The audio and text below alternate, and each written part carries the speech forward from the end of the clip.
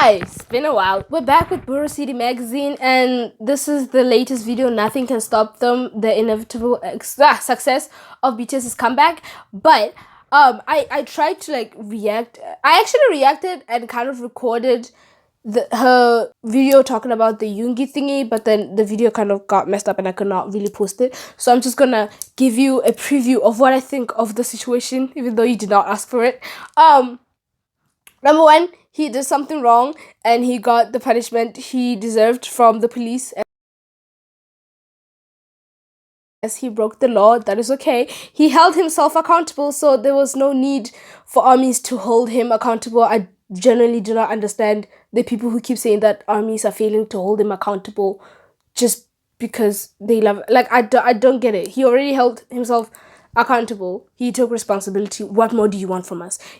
These stupid thingies of him leaving the group, he's not going anywhere.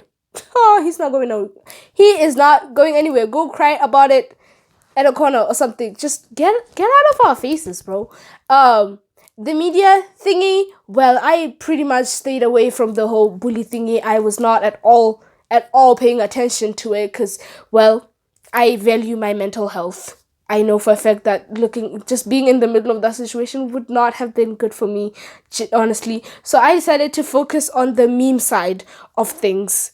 I was just enjoying memes of the situation because it was a little bit funny. It was wrong, yes, but the memes were funny. You have to admit it, He should not have to apologize as many times as he did. The media blockout thingy. Now I've been having fun. I've been having fun actually just witnessing history unfold. For once I'm a part of it. Usually I've just been hearing things about armies and stuff. The rage of armies doing. For once I'm in the middle of it. I'm just watching it unfold. And it's just fun seeing the downfall of the K-media because of the nonsense they do.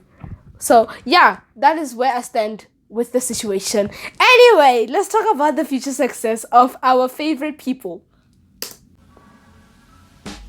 In 2023, it was announced that all the members of BTS signed a new contract with their label Big Hit Music starting in 2025. Yes! This confirms the reunion after their military service. Yes! But I don't think a lot of people, fans or not, are truly grasping the idea of how big of a cultural phenomenon this comeback is going to be. It's gonna be huge. Fans in the industry are expecting or predicting BTS to go back to their 2020-2021 popularity at best. Many talk about this comeback as a regular comeback, in the K-pop sense of the word.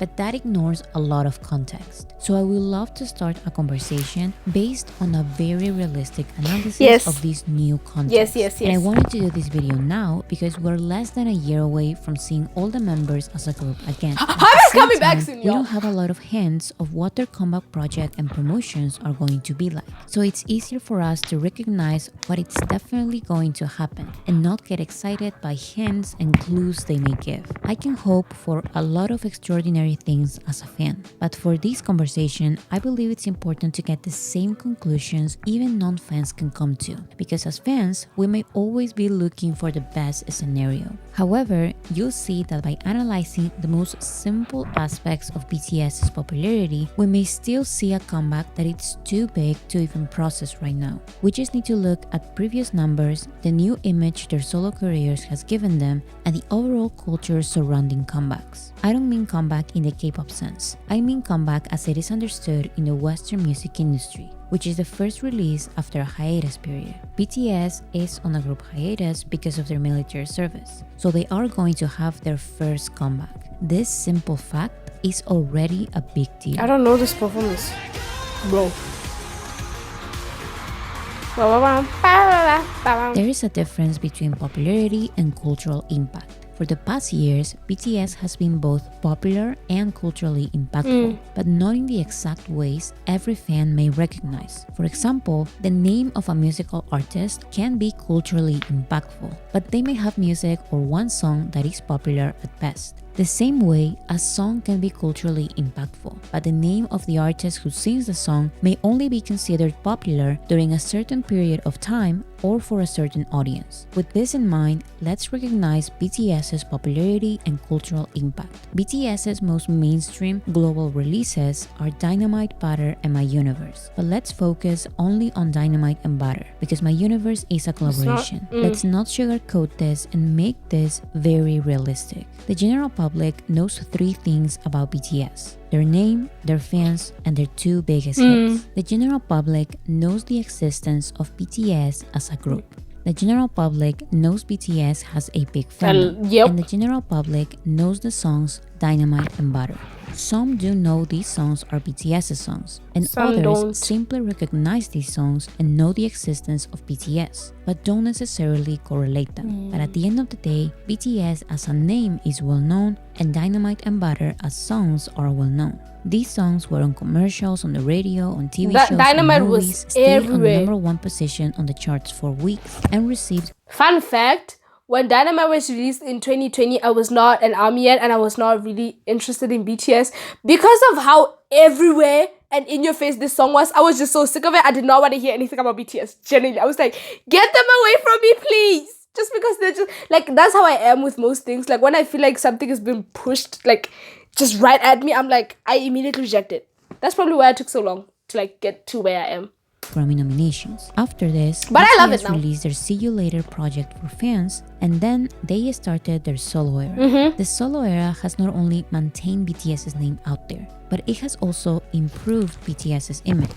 This improved image is important because now not only their name and a couple of songs are going to be culturally impactful.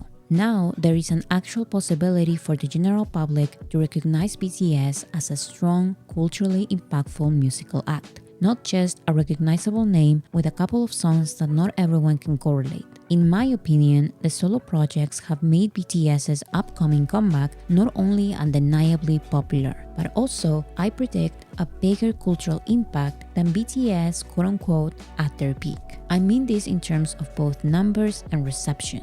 Even as solo artists and with minimal promotions, during this hiatus, the BTS members have been able to still get #1 songs. They've gotten truly viral TikTok songs. They've gotten more positive reviews than ever. And they've also been taken more seriously by the public. Sure, the cultural impact the solo projects have are not the exact same as with Dynamite and Butter, but the few details that these 2 songs were missing, the solo projects complemented them.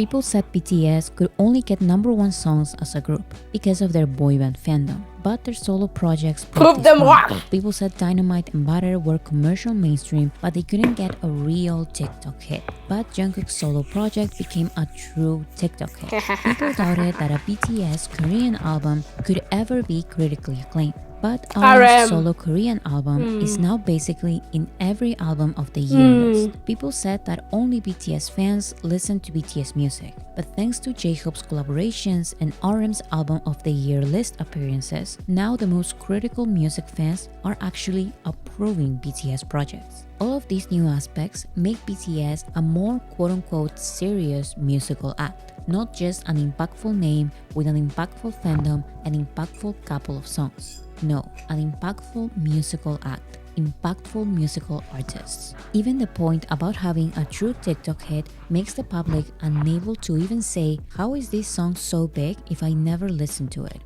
Now the cultural relevance can be inescapable. And yes, they did all of this with minimal promotions. Give it up for Jimin, Jungkook, Suga as August D. If you think that the promotions for Jungkook's Golden were a lot, you have not really paid attention to the real promotion schedules by Western artists. We don't know what style of promotions BTS will have for this comeback. My personal guess and hope is that they will go back to the Boy With Love style of promotions, because they've mentioned that these specific promotion activities were part of their dream come true promotion schedule. 난 당시 약간 그 미국 활동 SNL 그때가 재밌었어. 그때 재밌었어. 투어도 하고 스타디움 투어하고 가장 꿈에 근접한 그렇지. 활동이었죠. The Boy They With look Love good. promotion schedule was stronger than Golden's promotions, but calmer than the Dynamite and Butter promotions. However, even if they go extremely minimal, like Jimin for example, who had one single interview in an American TV show, I'm still sure BTS's next comeback will have better reception and numbers. I mean, I love Yet to Come as much as the next ARMY, but if a non-mainstream, not promoted Korean song like Yet to Come is getting a Grammy nomination during hiatus, I can most certainly predict that BTS as a group is at least in the minds of the industry, and a real comeback will be successful no matter what. This is another important aspect. We need to pay attention at how pop culture treats big comebacks like this. And that comeback, Robin, could be massive. They do have a faithful following. I remember that in 2022, when the news of BTS's military service and hiatus broke, some of the general public and even the media associated this moment with Elvis Presley's military service and hiatus. You really do have to go back to Elvis Presley to think of a pop music act of this magnitude putting on the brakes and entering the military at the absolute peak of their popularity. Many mention how Elvis's hiatus, military service, and comeback improved his image, expanded his appeal to a broader audience, and made him even more popular. And if BTS is saying the truth about coming back as a group, they can have the attention of the news of a celebrity coming back after going to the army. Just like Elvis Presley. This was back when there was no 2025 contract, so the media was still very unsure if they were actually coming back. However, I don't think the metrics of Elvis Presley's hiatus and comeback are the same as BTS's hiatus and comeback. The music industry is vastly different now than what it was in the 1960s, and I don't believe BTS's upcoming album can be compared to Elvis Presley's Elvis is Back comeback album. However, the fact that this association was even mentioned by the Western general public as soon as the news of BTS's military service and hiatus broke shows that comebacks are still a big deal in pop culture today. I think it's more appropriate to look at an example from this century and from a group, because the dynamics of a group and a soloist are different. The Jonas Brothers were not as big as BTS as a global cultural phenomenon. The kids who grew up during their Disney Channel era can definitely recognize some of their most popular songs, but the group couldn't really establish a mainstream song that your parents or non-Disney kids could recognize from the radio in any part of the world, like Dynamite, Butter, and songs from other mainstream groups like One Direction. Don't get me wrong, the Jonas Brothers had a lot of fans, but not enough to have worldwide stadium tours like BTS. Despite this, when the Jonas Brothers had their big I was obsessed with the song.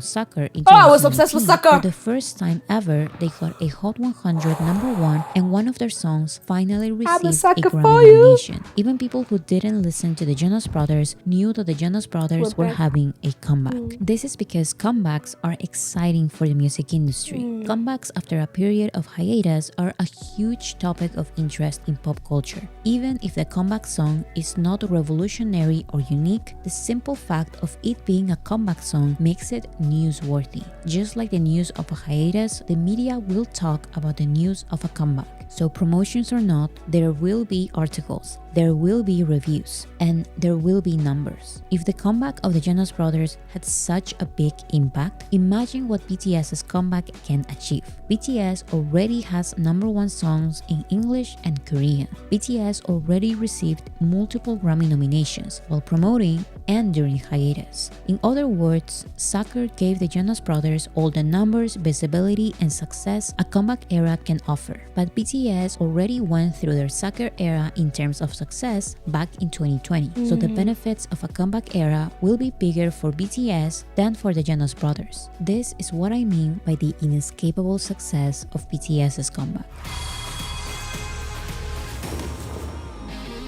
At the end of the day, promotions or not, and whether the project is in Korean or English, the big question is still, what exactly are they going to release? What style of music will they go with next? We are all I very remember curious. that the conversations when BTS were first leaving for the military were focused on a shift on their music. This shift was expected to be more mature and maybe have less or no dancing at all. Then Bang PD Nah, I said feel that like the they'll BTS probably be members were dancing. planning to release a special project for the 10th year anniversary of the most beautiful moment. They'll most in life. likely dance. Whether they sign again with Hive or whether they sign with other label. We said to each other, let's make sure we put out a 10-year anniversary album and a project. If they hadn't signed with us, they still would have released it, just not with us. They would have done it with somebody else. This is the first time that I am mentioning in public that there is going to be a 10-year anniversary in a project. Bang PD also mentioned that BTS wanted their absence as a group in the music industry to be a turning point in their careers. 2018년 초반부터였고 상당히 긴 시간을 준비해왔고 최근에도 그것에 대한 논의를 하고 있기 때문에 커리어의 전환점으로 삼자라는 얘기는 굉장히 오래전부터 준비가 되어 있었습니다. 그 다음에